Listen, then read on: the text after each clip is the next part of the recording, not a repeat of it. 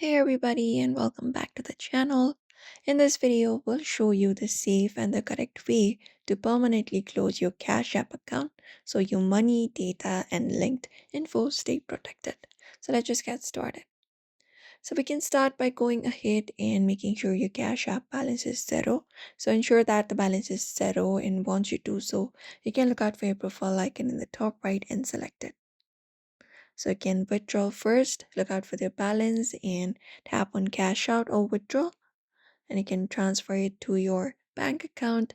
And once you do so, you can wait for the transfer to complete before moving on. After you do so, from the space right here, look out for the profile icon in the top right corner and select it. And then once you select it, from the given options, you need to look out for the option of linked banks and tap on it. After you tap on it, what you need to do is basically go ahead and follow up the process and remove all of the linked banks and debit cards or credit cards. And once you do so, in the top, search for close, or from your profile, scroll down and tap on support from the given options. And once you tap on support, you need to look out for the option of something else. And once you select it, look out for the option of close my Cash App account. After you find it up, what you need to do is basically look out for this option of confirm,